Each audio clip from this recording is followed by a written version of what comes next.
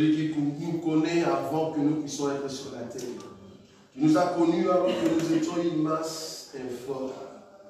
Nous étions encore dans le ventre, Seigneur, de nos mères, alors que la destinée a été déjà tracée, afin que tout un chacun de nous, en mettant son premier pas sur la face de la terre, suive le chemin de la destinée que tu as tracé pour tout un chacun. Seigneur, permets que cet enseignement, que cette parole touche à corps de personne, que cette parole transforme l'intérieur de tout un chacun de nous.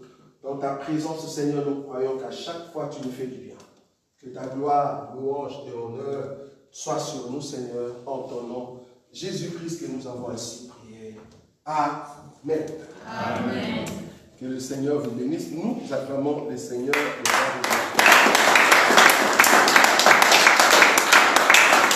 Shalom, shalom, shalom à tout un chacun de nous. Amen. Encore un jour de gloire, un jour de grâce. Et Dieu veut que nous puissions aller de l'avant. Chaque jour, il y a toujours de l'amélioration dans nos vies, que ce soit la bénédiction. Tu dois sentir cette façon de voir positivement dans la présence des dieux. Les dieux que nous servons, plus tu entres dans la grandeur, plus il t'amène la grandeur. Plus tu te diminues toi-même, plus il continue à diminuer. Donc tu dois considérer que tu es grand, tu dois considérer que tu avances, et c'est comme ça qu'il va t'accompagner. Amen. Amen. Nous allons continuer notre enseignement, un enseignement très approfondi. Je vous dis, il y a déjà des réactions presque partout concernant cet enseignement. C'est vrai, les gens disent que ça fait trop mal, mais il faut comprendre que c'est très bien. Quand l'enseignement dérange, quand l'enseignement ça fait trop mal au cœur, c'est très bien. C'est-à-dire que Dieu régénère en fait vos cœurs, régénère nos vies. C'est très important. C'est ça la doctrine. La révélation, c'est très bien, mais la doctrine change l'homme intérieur. C'est très important. Là où nous sommes, nous allons prendre notre livre de Néhémie. Néhémie chapitre 4. Nous allons continuer avec les œuvres mortes. Le grand thème, c'est au fait la marche de l'Église. Et le sous-thème aujourd'hui, ou soit on a commencé il y a 3 dimanches, ou soit 3 jours, c'est au fait la lutte contre les œuvres mortes. Ça va? C'est très important. Je suis dans le livre de Néhémie aujourd'hui, avant de donner un rappel. Je suis dans le livre de Néhémie chapitre 4. Néhémie chapitre 4, le verset 1er. Commence à partir du premier verset. Néhémie chapitre 4, à partir du premier verset. Je lis au nom de Jésus. Lorsque Sanballat apprit que nous rebâtissions la muraille, il fut en colère et très irrité. Continue. Il se moqua des Juifs et dit devant ses frères et devant les soldats de Samarie: à quoi travaillent ces Juifs impuissants? Les laisserait-on faire? Sanctifieront-ils? Vont-ils achever? Redonneront-ils vie à des pierres ensevelies sous les monceaux de poussière et consumées par le feu? Tobija, l'ammonite, était à côté de lui et il dit qu'il bâtisse seulement. Si un renard se lance, il renversera leur muraille de pierre. 4. Écoute, ô notre Dieu, comme nous sommes méprisés.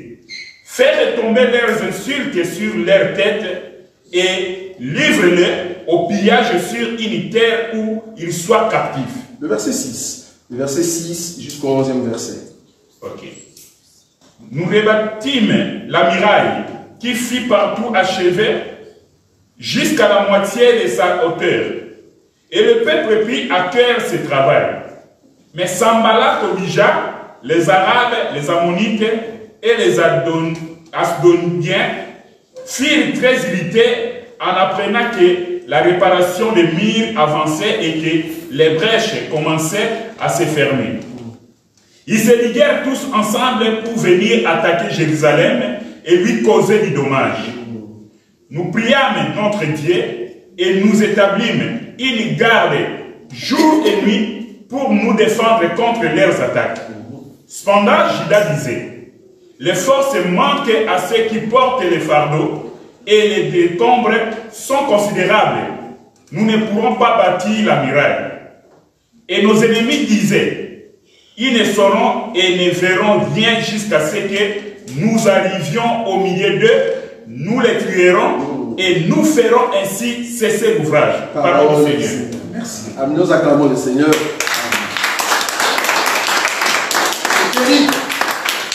C'est terrible cet enseignement de Sanballat et de Tobija. Je vous ai dit que cet enseignement concerne et me concerne. C'est par rapport à la chair que tu as, à l'âme que tu as et l'esprit que tu es.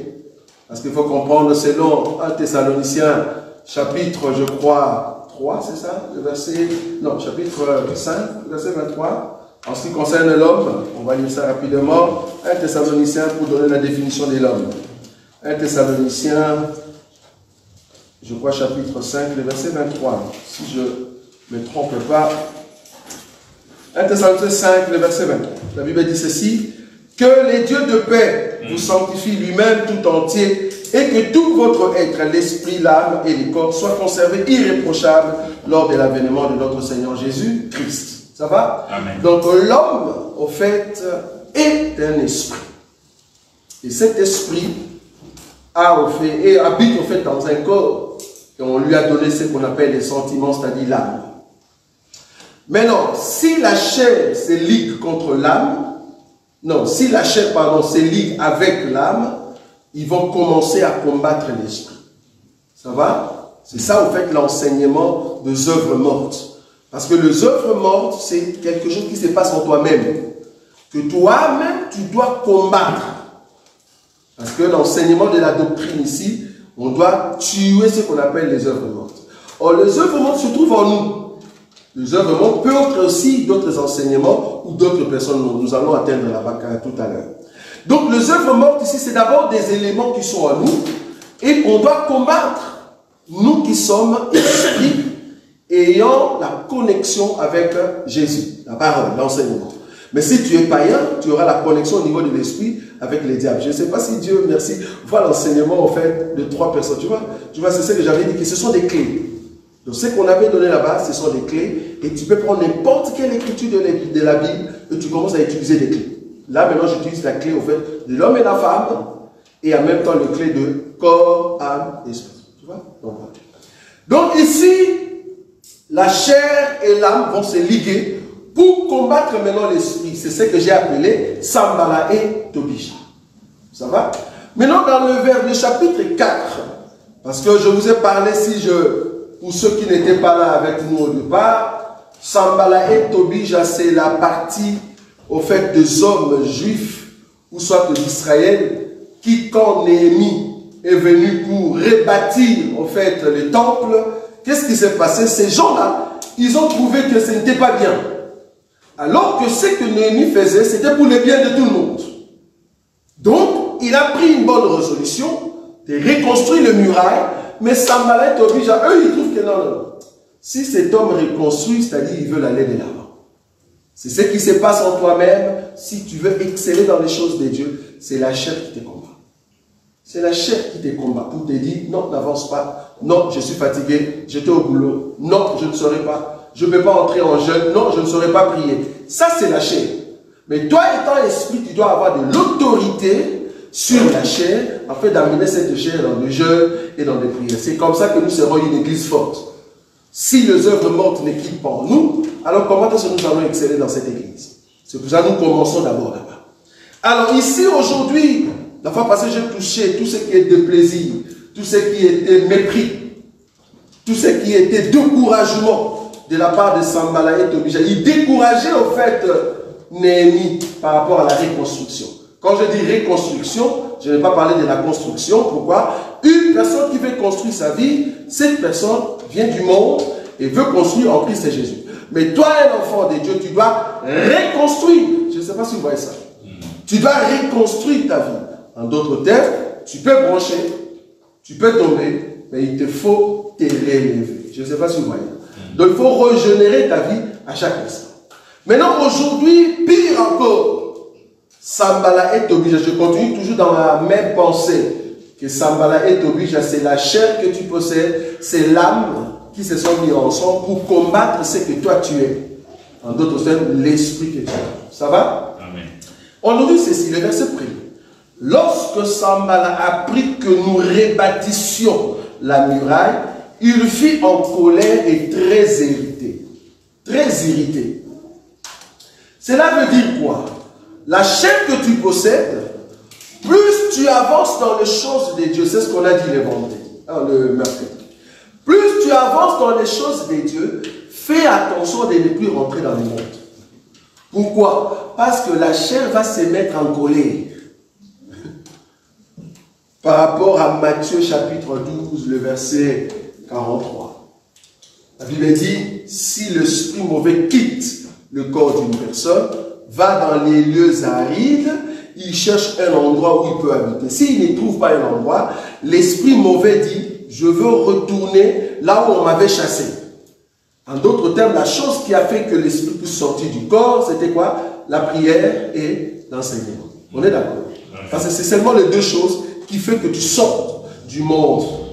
Alors la Bible dit que cet esprit est parti par rapport à Matthieu 12, le verset 43, jusqu'à je crois au verset 45.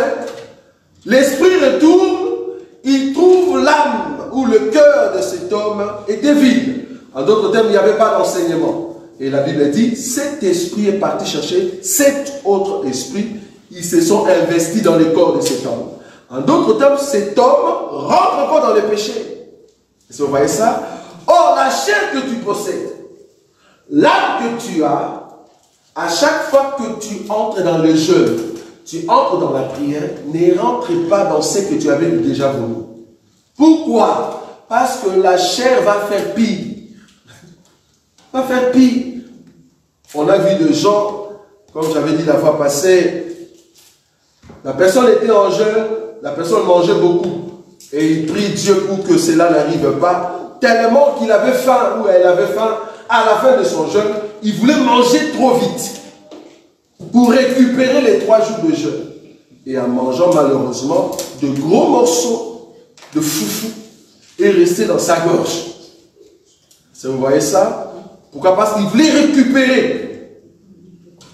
Une personne qui buvait beaucoup et que tu entres dans le jeûne parce que tu ne veux plus rester dans la boisson, je te dis, le jour où tu vas sortir de ton jeûne, fais attention que la chair te dise goûte encore.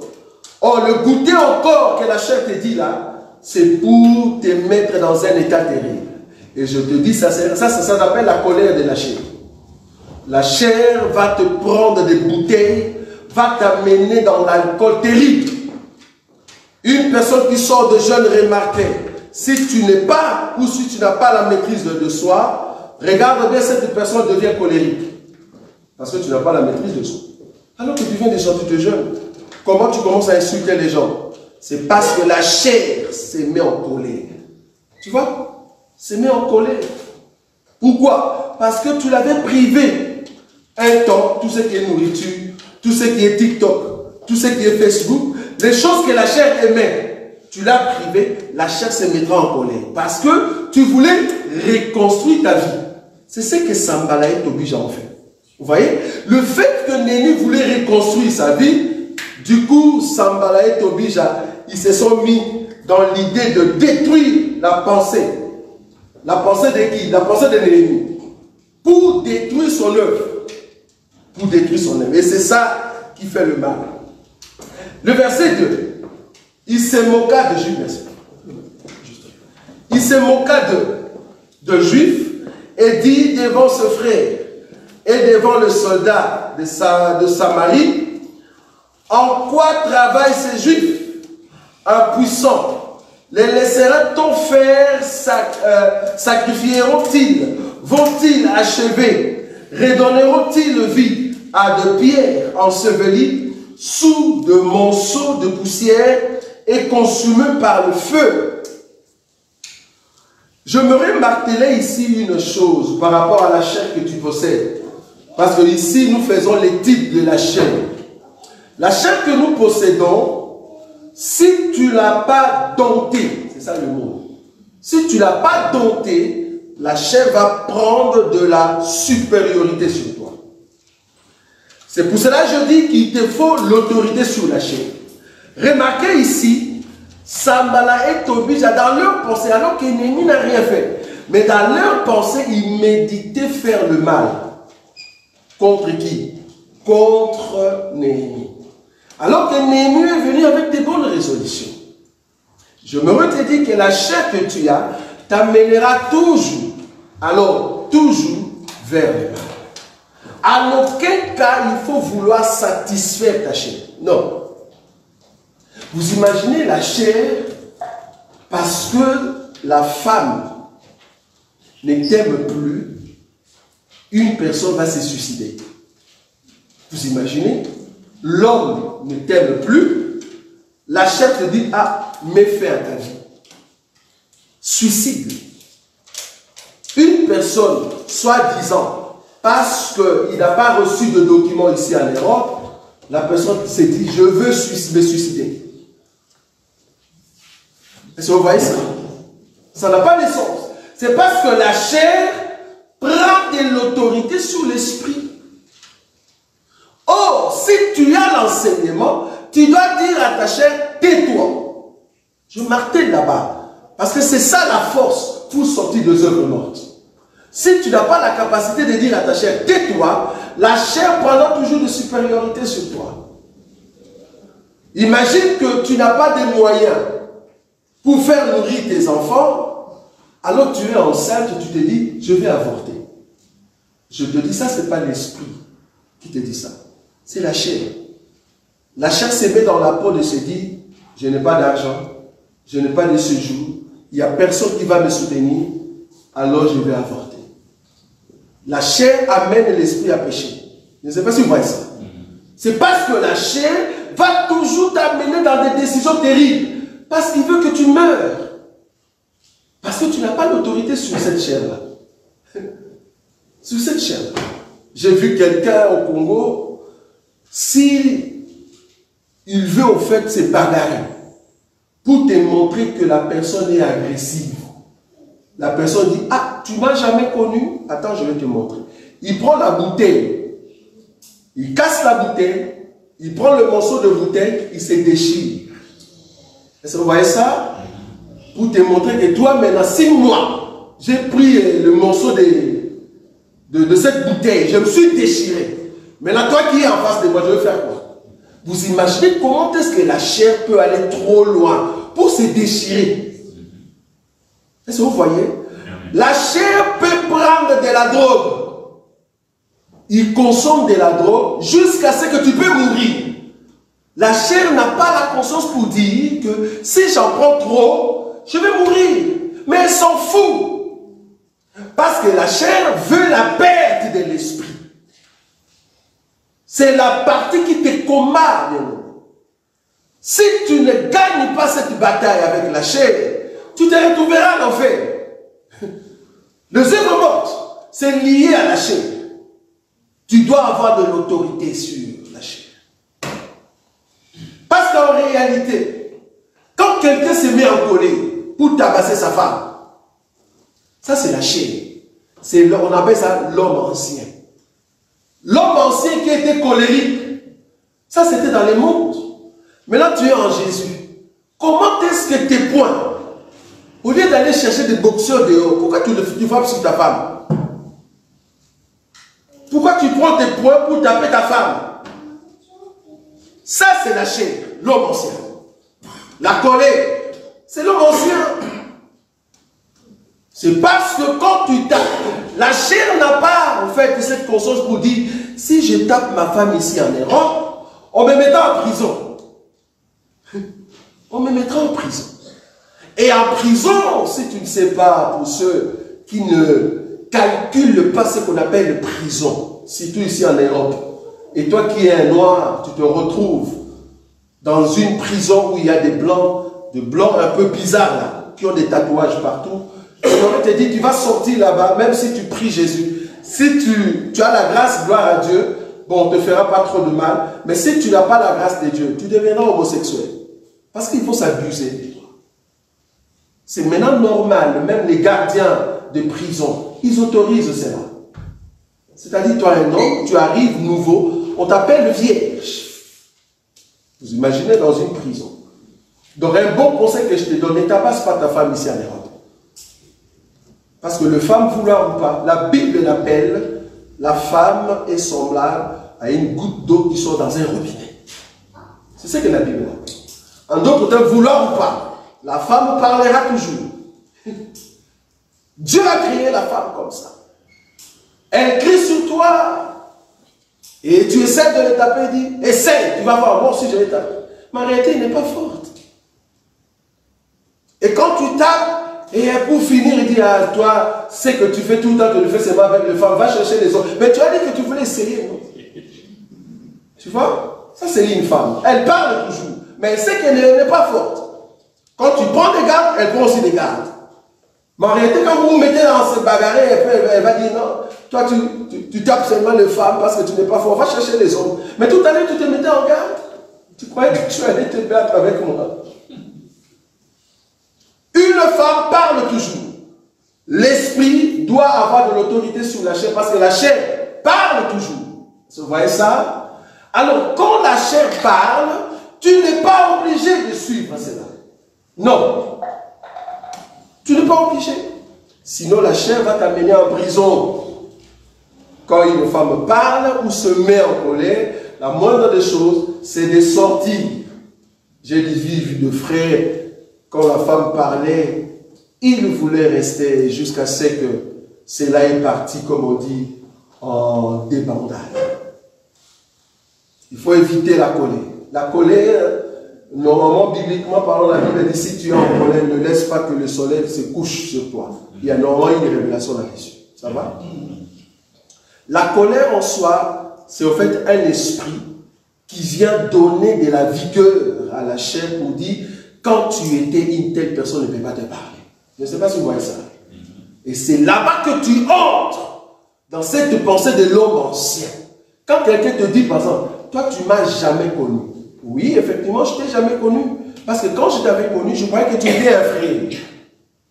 Quand tu me dis que je ne t'ai jamais connu, c'est parce que la personne qui parle là, ce n'est pas le frère que je connais. Ce n'est pas la sœur que je connais. Je ne sais pas si vous voyez là où je suis. Oui.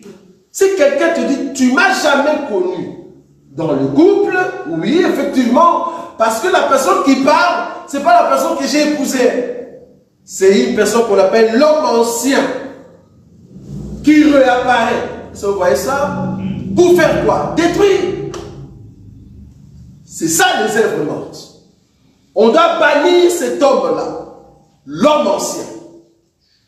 L'homme ancien peut entrer dans un magasin. Alors que nous écoutons la parole de Dieu, j'ai toujours dit ça, bien que ça dérange. Quand tu entres dans un magasin, même si tu volais avant, essaye de lutter avec cet esprit de vol. Parce qu'il y a d'autres personnes, l'acte s'appelle voler, mais pour la personne, il dit, ça c'est pas vraiment voler. Alors que ça s'appelle voler. En réalité, quand tu entres dans un magasin, on a mis des oranges. Ne prends pas l'orange, commence à ouvrir et manger. Non. Ça, c'est le carrefour. Carrefour, c'est qu'on a mis là-bas, on n'a pas dit à goûter. Non, on n'a pas dit ça.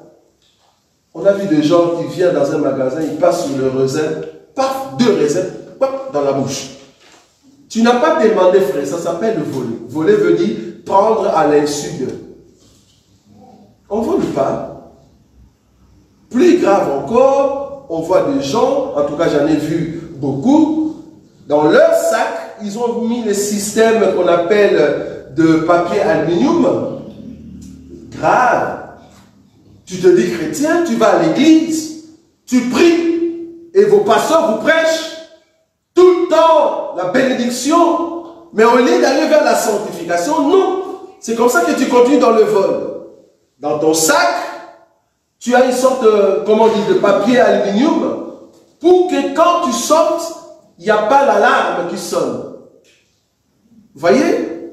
Ça s'appelle voler. Si tu as des articles à la maison que tu as volés, que ce soit des habits, quelqu'un m'a dit, ah, dans ces magasins, on ne contrôle pas. Et quand on dit on ne contrôle pas, veut dire prends? Non. Si on ne contrôle pas, cela ne veut pas dire prends. Il faut être honnête en soi-même. Tu entres dans un magasin où il n'y a pas de, comment on dit, de trucs qui sonnent, cela ne veut pas dire prends tout ce que tu trouves là-bas. Non. L'honnêteté fait partie de bonnes œuvres. Malhonnêteté fait partie de mauvaises œuvres. Tu n'es pas honnête en toi-même. Voler, ce n'est pas bon. Voler, ce n'est pas bon. Quand je parle ici de voler, parce que c'est l'attitude de l'homme qui a été chassé, mais qui revient.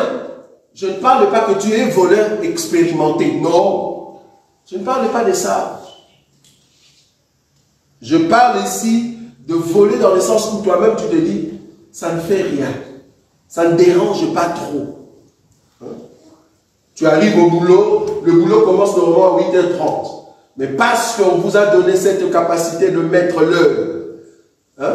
L'heure à laquelle tu arrives. Est-ce que c'est pas ça? Tu badges et puis tu mets l'heure à laquelle tu arrives. Tu sais très bien que tu es arrivé à 9h, frère. La conscience. N'aimez pas la badge, je suis arrivé à 8h30. Juste là, tu as volé les 30 minutes. Je ne sais pas si vous voyez ça. Tu as volé 30 minutes. Ça s'appelle voler. Tu arrives à 9h, sois honnête, mais 9h. Il ne faut pas te tuer parce que s'il fallait arriver avant, ben arrive avant. Au lieu d'arriver, on dit, ah, il n'y a personne qui me voit, je mets 8h30. Ça s'appelle voler les minutes. Tu n'es pas différent de ceux qui vont dans des magasins. Tu voles des heures à l'insu d'eux. Ce sont de mauvaises heures. Parce que plus tu vas laisser ces choses-là, ça va grandir. Ça va grandir. La chair aime ça. Et tu vas voir que l'habitude viendra. Donc tu vas commencer à arriver en retard, tout en retard. Tout en retard. Tu viens à l'église tout en retard. Tu as toujours quelque chose pour dire. Si ce n'est pas l'embouteillage, c'était un accident. Si ce n'est pas un accident, il y avait des bagarres.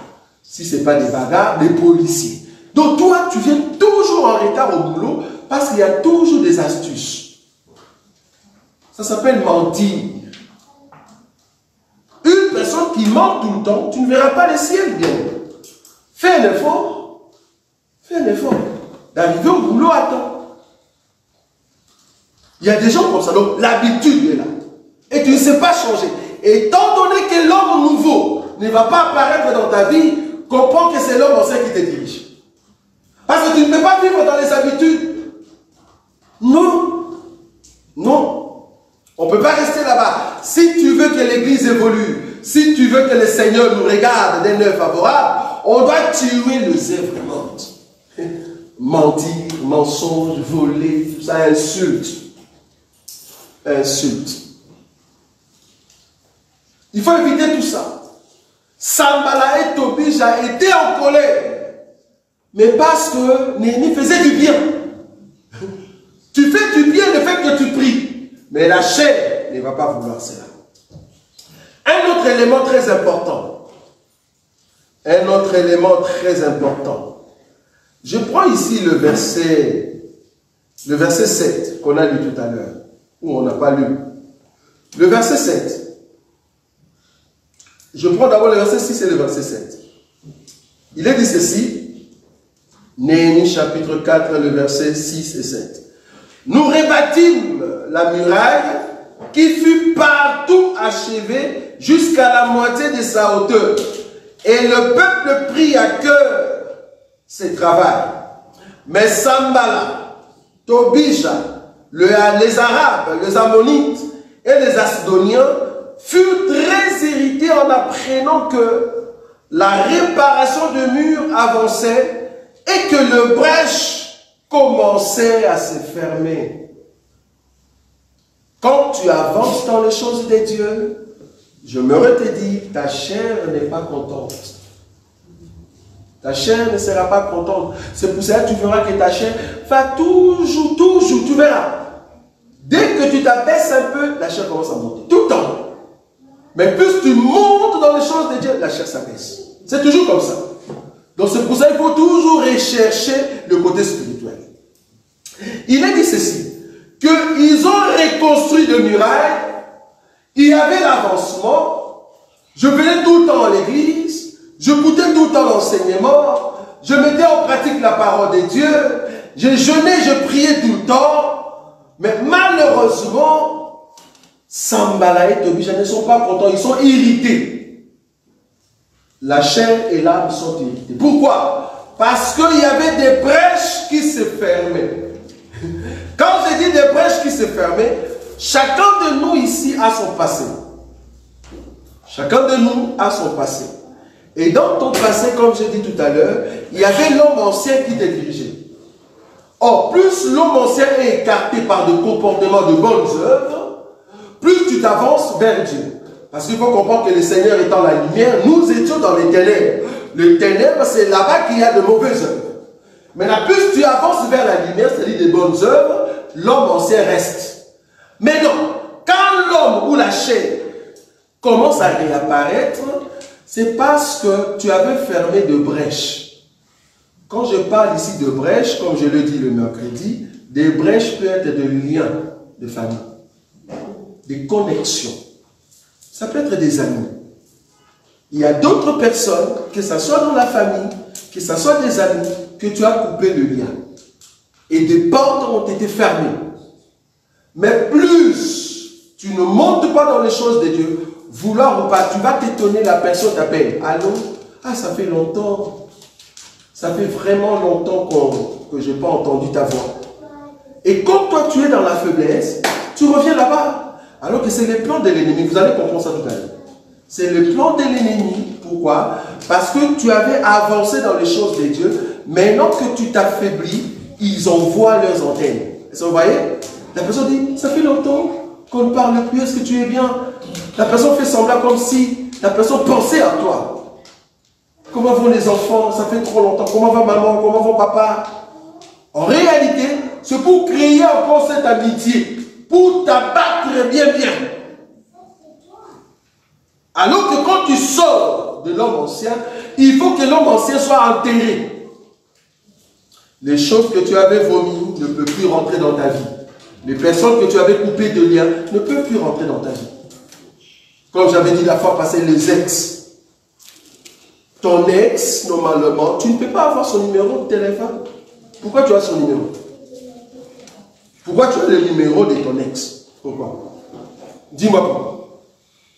Tu as le numéro de ton ex dans ton téléphone. Je veux juste savoir pourquoi. Qu'est-ce que le numéro de ces messieurs, de cette dame fait dans ton téléphone alors que ta vie, tu es dans le présent pour aller dans le futur? L'ex, c'est le passé. Ça fait quoi dans ton téléphone le numéro de ton ex?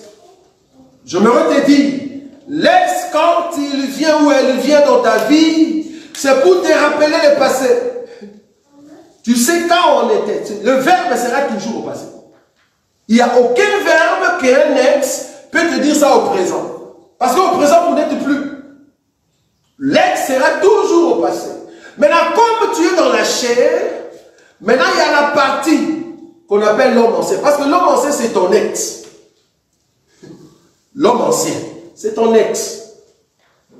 Un homme que tu avais déjà chassé. Mais parce que tu l'aimes, l'homme ancien, c'est l'esprit qui était sorti dans Matthieu chapitre 12, le verset 43. Vous voyez ça? Quand il revient, toi tu l'aimes toujours. Et ton cœur est libre. Tu parles avec ton ex, tu dis tout de ton couple à un ex. Je ne sais pas si vous voyez ça. Je ne sais pas si vous voyez la porte que tu ouvres. Quand tu dis à un ex ou une ex, la vie conjugale, la situation qui se passe chez toi. Quand tu dis tout ça à ton ex, vouloir ou pas, l'ex va dire, la personne s'intéresse toujours à moi. C'est pour cela que je suis là. Je veux t'aider. Je veux t'aider. Et l'ex en question, il viendra toujours du genre, tout ce que je t'avais fait, pardonne-moi. J'ai changé. En réalité, la personne n'a pas changé. La personne veut t'abattre. Quand tu sors d'une vie, ne rentre plus dans cette vie-là. Comme on dit chez nous, une personne que vous vous êtes séparés calmement. Vous êtes séparés parce qu'il y a eu des problèmes. Si la personne cherche à tout prix revenir chez toi, c'est parce que la personne a oublié quelque chose. Et la personne viendra maintenant pour t'abattre. Un ex ne peut plus exister dans ta vie, frère. On peut se rencontrer dans Clémenceau, bonjour, je passe. Mais un ex ne peut plus venir dans ta vie. Parce que là, tu construis ta vie dans le présent pour aller vers le futur. Tu ne construis pas ta vie avec une personne qui était dans le passé. Non. Et je me te dit, les ex, bizarrement, il n'y a aucun ex ou une ex qui dirait que ta femme est belle, ton mari est beau. Ils disent toujours que moi je suis plus que lui, je suis plus que elle. Pourquoi? Parce que la personne veut à tout prix que tu ne puisses pas aimer la personne que tu es dans le présent. Ce que tu avais déjà vomi, ne le mange plus. L'ex dans notre vie, c'est l'homme ancien. Nous l'avons chassé parce que nous étions dans le monde. Vous imaginez l'homme ancien t'amène dans une boîte, en mini-jupe, où tous les garçons t'étapent partout. T'amènes dans une boîte où tu fais sortir 4 000 €, tu achètes de Jack Daniel, tu achètes des boissons, 4 000 € dans une soirée partie. Et cet homme-là, tu veux le remettre dans ta vie, mais tu ne vas pas te construire. L'ex est très, très dangereux. Il ne faut pas remettre l'ex dans ta vie. Je parle de l'homme ancien de ta vie. L'homme ancien ici, c'est l'esprit que tu avais, la vie que tu avais avant. Ne rentre plus là-bas, frère. Si tu veux mourir, continue à appeler ton ex. Si tu veux mourir, continue à penser quand j'étais. Quand j'étais. Continue à dire quand j'étais. Moi, je me te dire, pense plutôt comment je serai en Christ Jésus.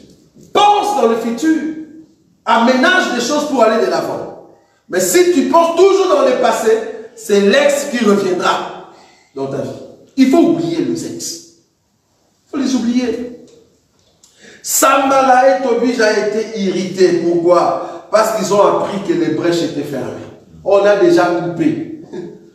On a coupé ces liens-là. Il ne faut plus, comment on dit, coudre de nouveau des liens qui ont été coupés. Il faut oublier. Oubliez ça. C'est très important. Un autre élément. Je vais prendre une écriture ici. Je suis dans le livre, toujours de Néhémie. Remarquez. Je prends le verset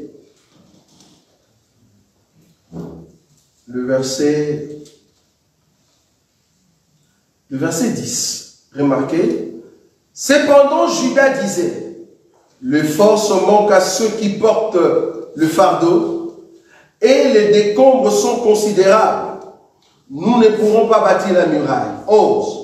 Et nos ennemis disaient, ils ne sauront et ne verront rien jusqu'à ce que nous arrivions au milieu d'eux. Nous les tuerons et nous ferons ainsi cesser l'ouvrage.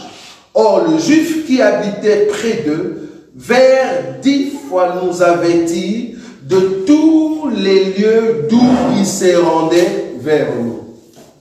Qu'est-ce que je veux dire ici? Le bien avec le Seigneur, le bien avec l'enseignement, c'est quoi? Le bien avec l'enseignement, quand Sambala et Tobija, quand la chair et l'âme se préparent pour t'abattre, pour te remettre dans la vie de l'homme ancien, et que toi tu écoutes plus la parole de Dieu, l'Éternel va commencer à te révéler l'état au fait de ton âme. Tu vois, quand on dit quel est l'état de ton âme, en réalité l'état de ton âme, toi l'esprit, pour les comprendre, c'est par l'enseignement. Toi-même tu ne sauras pas les comprendre. Soit c'est l'enseignement qui révèle qui tu es, ou soit c'est par des songes et de visions. C'est par des songes et des visions que Dieu va te révéler qui tu es réellement. Or, quand Dieu te révèle cela, il ne révèle pas à la chair. Non. Dieu révèle à l'esprit. Il dit, esprit, regarde la chair que tu possèdes. Si tu ne fais pas attention, regarde là où tu vas entrer. Regarde là où la chair va t'amener. Je ne sais pas si vous voyez ça. Quand les combats arrivent, le Seigneur révèle à son enfant dans l'esprit. Pour dire, fais attention. Fais attention dans des bars, là où tu y vas. Fais attention avec tel ami. Fais attention avec tel milieu. Fais attention avec telle femme. Fais attention avec tel homme. Dieu va t'avertir dans les songes. C'est ce que ces hommes ont fait. Les ennemis préparaient un complot pour tuer Néhémie et tous ceux qui construisaient. La Bible dit qu'il y avait des Juifs qui étaient tout près de ce genre-là, qui venaient 10 fois pour dire, voilà, là-bas on prépare des coups contre vous. Or, la seule personne qui possède le chiffre 10 pour nous dire toute la vérité, c'est l'enseignement. C'est l'enseignement qui nous donne la révélation de l'homme ancien. C'est l'enseignement qui nous montre qui sont nos ennemis. Est-ce que vous voyez ça? Amen. Tu ne peux pas exceller si Dieu ne te montre pas. Une personne qui ne voit pas, c'est une personne qui est aveugle. Tu ne sauras pas avancer parce que tu ne vois pas les devants. Tu ne vois pas les devants. J'ai vu une personne qui m'a dit, frère Roger, moi quand je dors, je ne songe pas. J'ai dit, c'est vrai. Ou soit tu songes, mais tu ne captes pas tes songes. Parce que ce n'est pas normal qu'une personne ne songe pas. Non. En tout cas, Dieu a donné la capacité, comme la Bible le dit, il parle tantôt d'une manière, tantôt d'une autre. Comme il parle tantôt d'une manière, tantôt d'une autre, c'est à nous maintenant de faire attention à ce que Dieu dit. Tout le monde songe. Le problème avec toi, tu es distrait. La distraction, tu vas perdre le sens des avertissements que Dieu te donne dans les songes. Je me te dire que les songes sont capitaux dans nos vies. Pourquoi? Parce que c'est là-bas que Dieu parle. C'est là-bas que Dieu parle. Dieu nous parle par des songes. Il nous avertit de ce qui arrive par des songes. Il ne faut pas négliger les songes parce que c'est très important. Ça nous amène à comprendre ce que l'ennemi prépare.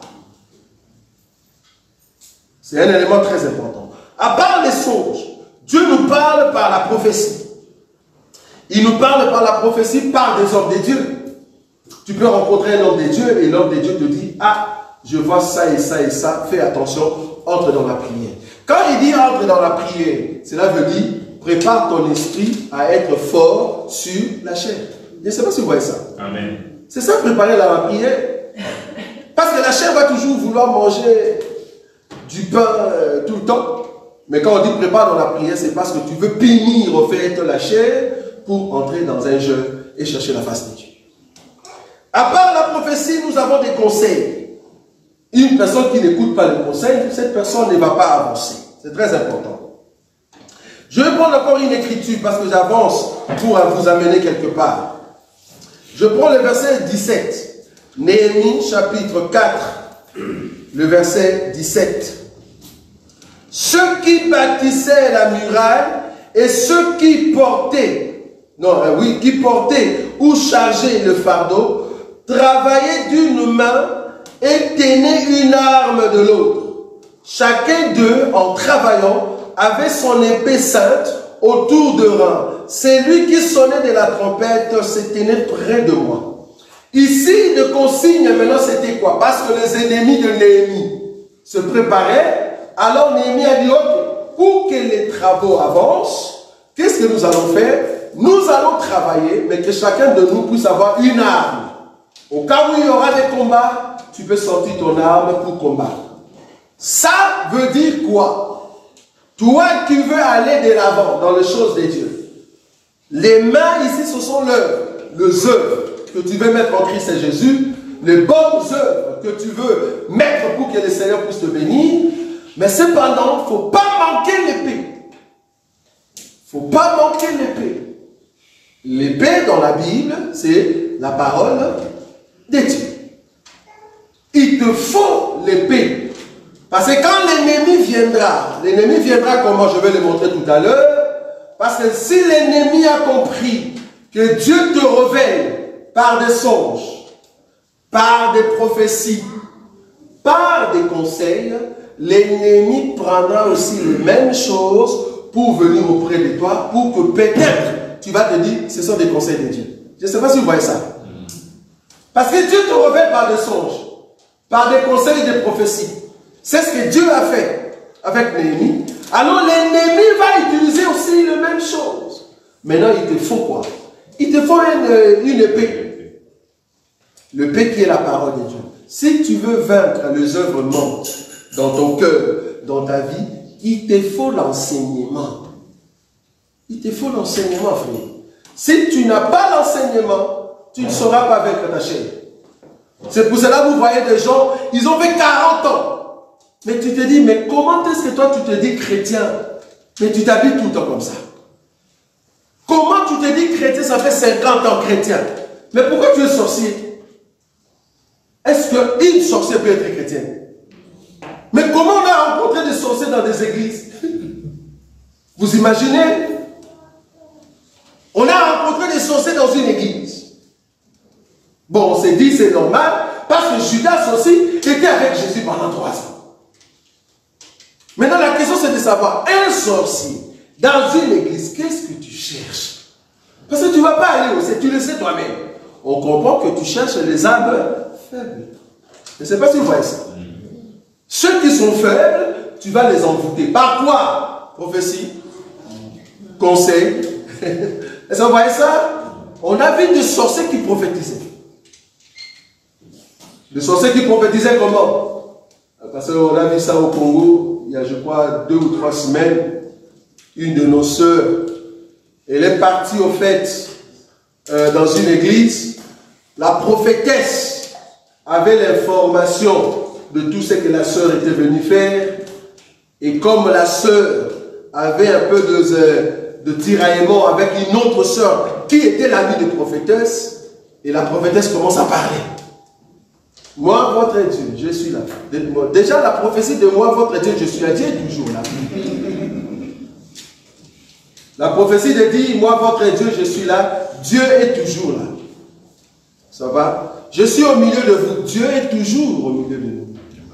Ça va? Il s'appelle Emmanuel. Donc, ça, c'est juste une confirmation. Moi, je n'appelle pas ça prophétie. Ça s'appelle confirmation. Tu nous confirmes.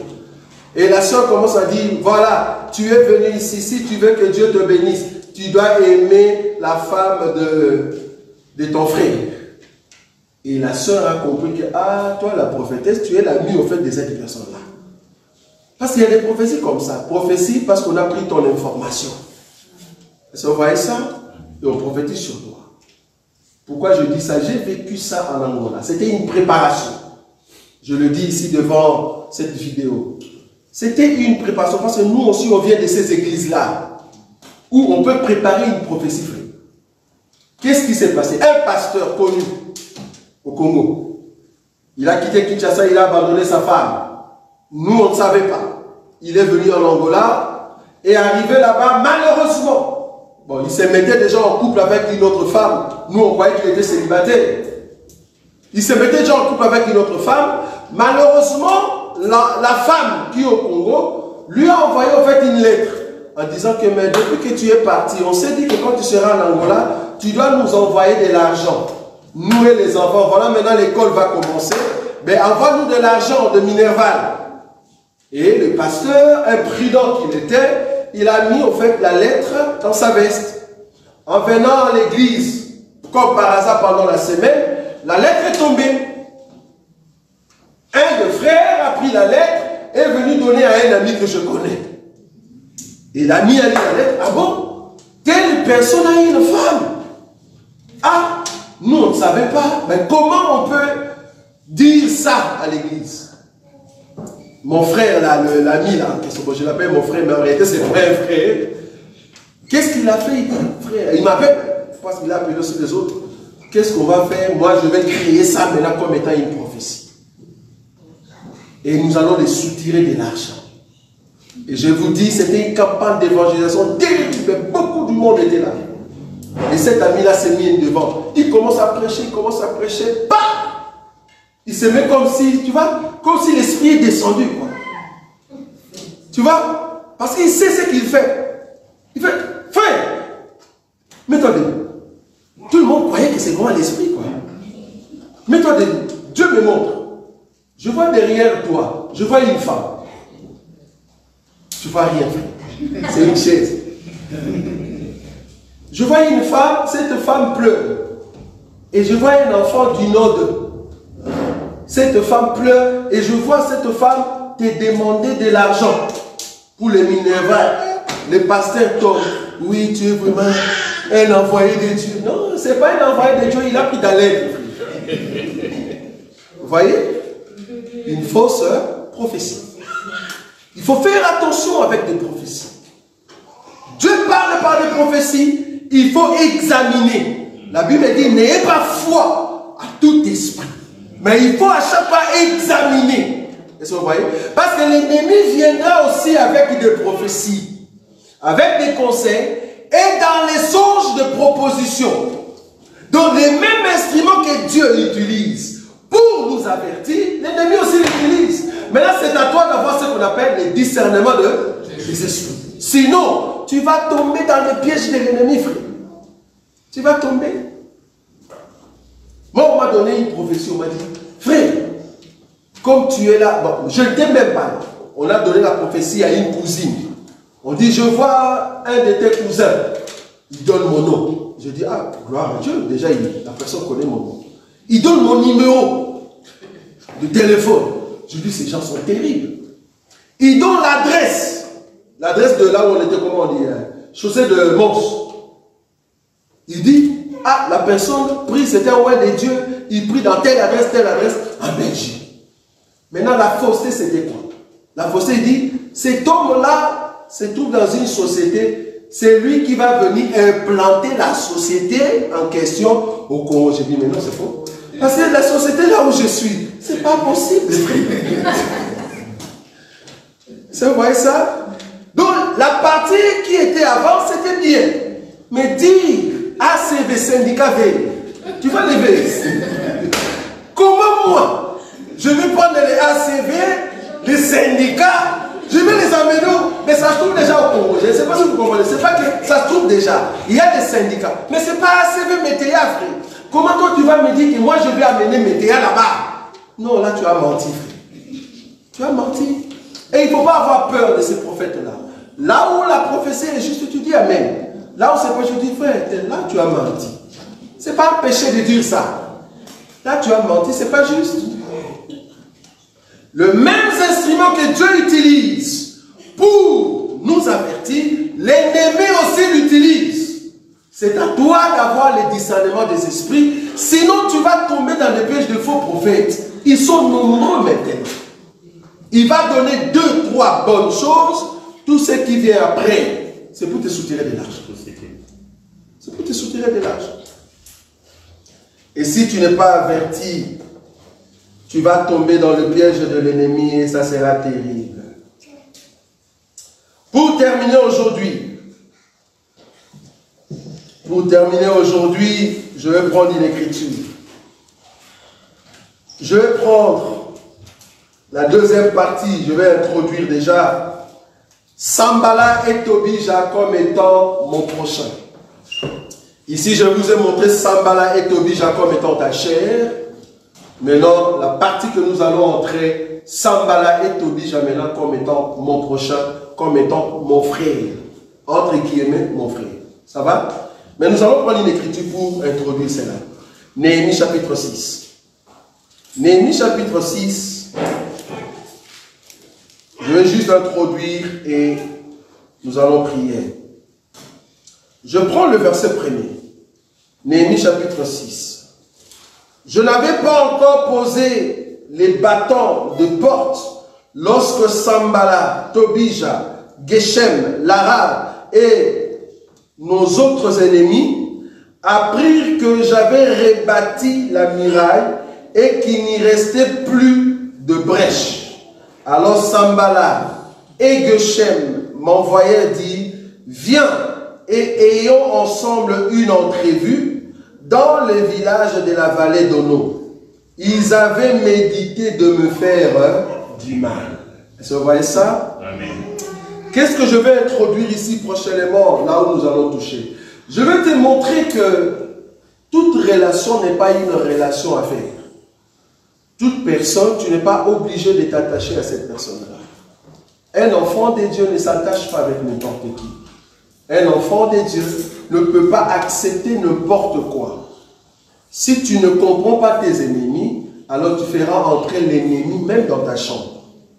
Vous voyez? Donc ici, maintenant, nous voulons voir, au fait, c'est qui Sanballat et Tobija comme étant un frère, comme étant un prochain. Sanballat et Tobija peut être aussi des pasteurs. C'est là-bas que nous allons toucher l'enseignement qui règne aujourd'hui. Peut-être que vous ne comprenez pas la dimension.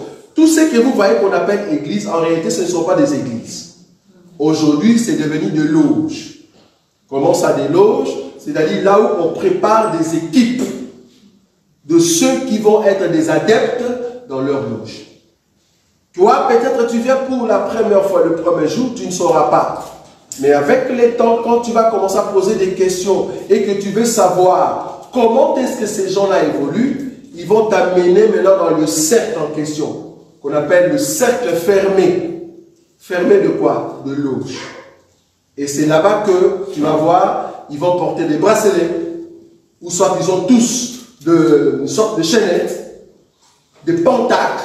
C'est là-bas que nous allons toucher pour comprendre que toi, étant Néhémie, si tu as compris que telle personne se trouve dans ces choses-là, quelle est l'attitude que tu dois avoir? Ces gens-là peuvent venir au milieu de nous. Ils ne viennent pas pour écouter l'enseignement, ils viennent seulement pour chercher qui sont des âmes faibles. Comme ça, il sait que telle personne, et tu vas voir que la personne va directement s'attacher à toi. Et souvent, ils viennent avec beaucoup de gentillesse. Je vais souligner ça. Ce sont des gens qui viennent avec beaucoup de gentillesse pour s'attacher à toi. Qu'est-ce que la personne cherche? Il soutient des informations. Vous voyez? Des informations pour comprendre en réalité qui tu es. Or, quand l'ennemi connaît ta position, quand l'ennemi sait qu'il peut t'amener dans telle réunion, tu pars. Il peut t'amener dans tel milieu, tu pars avec eux. Tu penses que c'est mon frère, c'est là-bas qu'ils t'ont gagné. Sans le savoir. Le jour où ils vont te dire, fais A, tu feras A. Parce qu'ils t'ont déjà gagné dans la pensée. C'est là-bas que nous allons voir la puissance de l'âme qui se ligue maintenant avec l'esprit. Vous voyez maintenant comment je change? Quand l'âme se ligue maintenant avec l'esprit, la chair, vouloir ou pas, tu dois te soumettre à l'âme. Je ne sais pas si vous voyez comment je change. Voilà. Parce que ici, l'âme s'est liée avec la chair, l'esprit n'a pas d'autorité. Maintenant, nous voulons voir, quand l'âme maintenant se ligue avec l'esprit, contre la chair, vouloir ou pas, la chair va se soumettre. Et quand la chair se soumet, la chair n'a plus de pouvoir. Une chair qui mettait de mini-jus, tu vas voir que cette personne ne mettra plus de mini-jus. Une sœur qui mettait de beauté extraordinaire. Donc si tu mets rouge à lèvres seulement, tu dis je ne suis pas belle. Il faut mettre encore des fards. Des fards encore, ça ne suffit pas. Il faut nous mettre encore des cils qui vont jusqu'au mur. Des cils encore, ça ne suffit pas. Il faut nous mettre des boucles d'oreilles qui tombent je ne sais pas où. Ça ne suffit pas. Il faut nous mettre encore des tenues moulantes. Est-ce que vous voyez ça? Ça, on comprend que c'est l'homme ancien, parce que la chair domine. Mais quand maintenant l'âme se met avec l'esprit, parce que tu as l'enseignement, vouloir ou pas cette personne, la première des choses qui va changer, c'est sa garde-robe. Vous voyez? Sa garde-robe va changer, parce que l'esprit va convaincre l'âme qui dit à la chair de ne plus nous donner ses désirs. Parce qu'à partir d'aujourd'hui, c'est moi l'esprit qui commande. Et là, c'est la parole et l'enseignement qui règne dans ton cœur et tu seras une personne qui est changée. Et c'est là-bas que tu verras le Seigneur. Amen. Amen. Nous allons prier. Tu vas fermer tes yeux. Tu vas dire, Seigneur, je veux que ma vie soit une vie d'une nouvelle personne. Une personne qui n'aurait